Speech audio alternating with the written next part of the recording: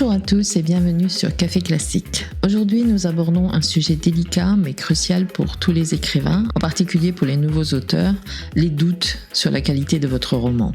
Comment gérer ces moments de doute et retrouver la confiance en votre écriture. Tout auteur, qu'il soit débutant ou expérimenté, traverse des phases de doute concernant la qualité de son travail. Ces doutes sont souvent exacerbés par la comparaison avec d'autres auteurs ou par la crainte de ne pas être à la hauteur des attentes.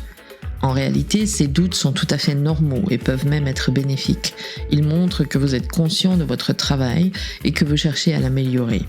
Des auteurs célèbres comme Stephen King ou J.K. Rowling ont parlé des moments où ils ont douté de la qualité de leur écriture. Reconnaître que le doute fait partie intégrante du processus créatif est la première étape pour le surmonter.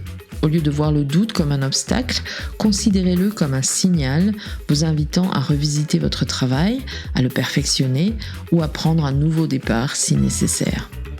Pour surmonter les doutes, il est important de se rappeler que l'écriture est un processus et que chaque premier jet est perfectible. L'une des techniques les plus efficaces est de prendre du recul.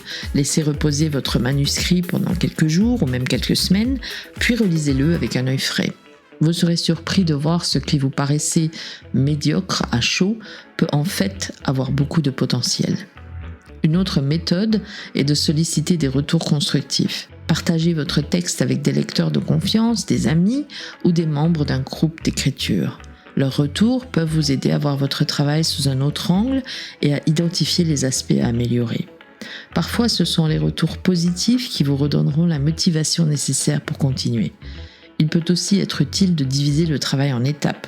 Au lieu de penser à l'énormité de réécrire un roman entier, concentrez-vous sur une scène, un chapitre ou un personnage à la fois.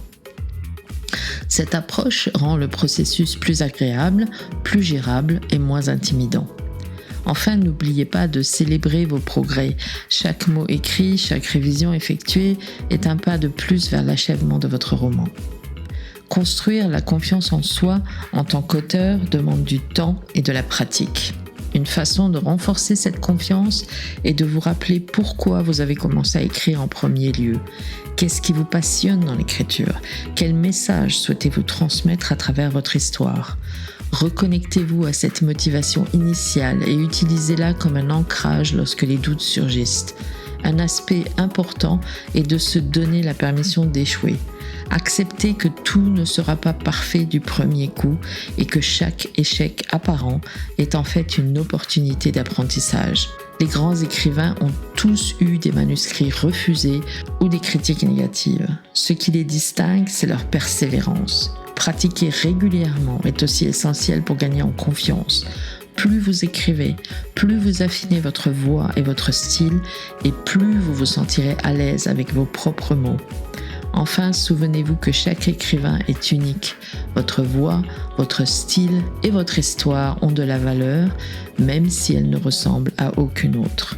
Les doutes font partie du chemin de tout écrivain, mais ils ne doivent pas vous arrêter. Continuez à écrire, à apprendre et à croire en votre voix unique. Merci de m'avoir écouté et à demain pour un nouvel épisode de Café Classique.